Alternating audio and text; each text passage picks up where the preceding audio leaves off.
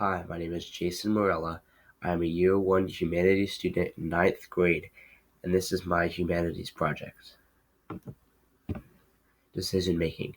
In the beginning of the year, I wanted to do something I commit myself to working on and that I would actively work on throughout the entire year. I decided on doing something that I've always liked doing and wanted to do since I was a really little kid.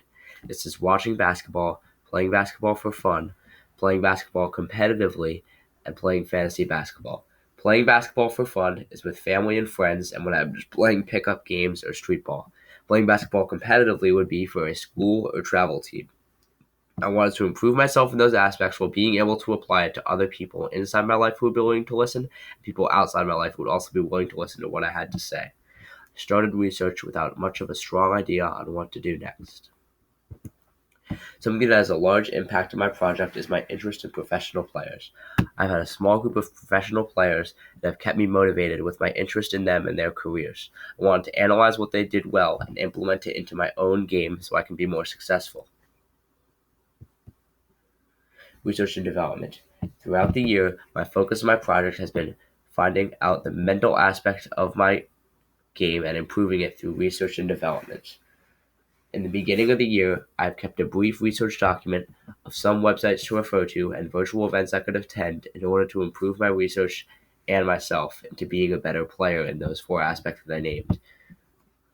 I've watched many basketball games through a more critical lens to pick up on the strong mental habits of players. Watching basketball has been a really successful thing in my project because I've been watching it a lot more this year and focusing on the technical parts of the game as well as coaching and tactics more than just watching it for my own enjoyment, so I've been able to take something out of it and use it to improve my project in the sense when I play competitive basketball. Slideshow. Something that I've been working on throughout the beginning and middle of the year is putting my research into a slideshow. Here are some example slides from the slideshow. On the top left, I have a slide about why to get smarter with an explanation and examples of smart players who have had legendary Hall of Fame careers along with pictures of some of them. On the bottom left here, I have statistics, which is just the basic ways to calculate statistics in basketball and what they mean. On the right here, I have a rundown of the point guard position and how it has evolved throughout the decade, as well as an example of two notable players at the point guard position.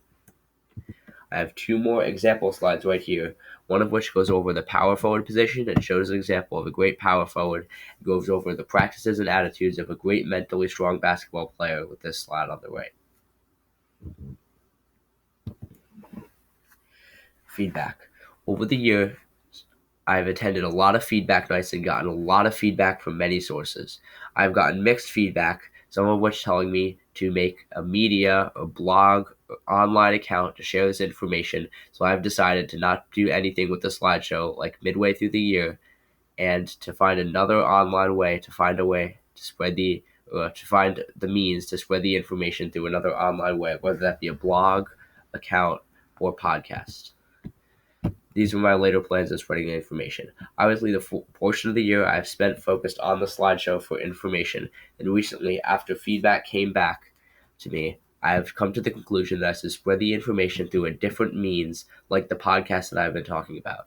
The podcast would have episodes done by me in which I would talk about those four aspects of basketball and how I have improved myself on them and how the person listening could improve themselves on them. For example, on one day, I might talk about mentally strong basketball players that have had Hall of Fame careers and what you can take away from their careers in your own self. I would sit down, get some recording software, and record it and upload it in a basic way on the internet for people to listen to. It is hard to do anything in person because of COVID-19, so I've never really spent the year planning for that. However, in the beginning of the year, it's been a part of my plan to do my best to share the information with anyone interested, so that has been the focus of my project, and that will be the thing that I do. This year, I've had to face a lot of obstacles. The obvious obstacle to basketball is COVID-19. COVID-19 has stopped basketball from a kid level all the way up to a professional level, with the NBA bubble and everything else being shut down for in-person basketball.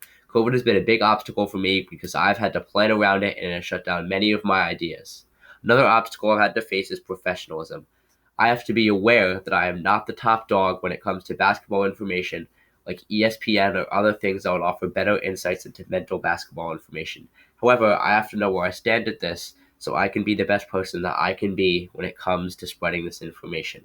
Professionalism is something that I've often thought about and something that has been driving me this year, so I know I can be the best I can be, although I do have to stay aware of the other things out there and how they have been a blockade to me. A third obstacle I've had to face is other work for other classes. Obviously, this has been a difficult year for everyone, so other work from other classes has gotten in the way, as this has to be prioritized on the same level, and I've had to just be able to get all of it done, which has been hard for me this year. Fourth obstacle, and a less common one that people have, is big ideas. At the beginning of this year, I have started thinking up of many huge ideas and directions that I could take this project into.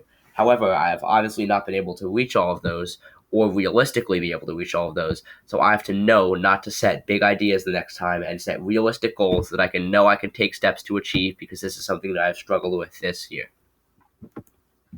However, I will try to not let these obstacles stop me.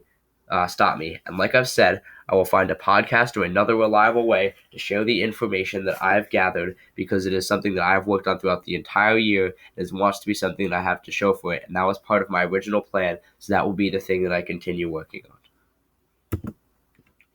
The process. I feel like this year, my project has been about the process of going to it and not the final product that I have, because the slideshow I did not end up using in anything, and the podcast or other online way to share my information is still in development, maybe as a side project or a summer project. So what I'd like people to look at and myself to look at this year is a process that I've went through in order to get to the end of this project. What I've learned overall.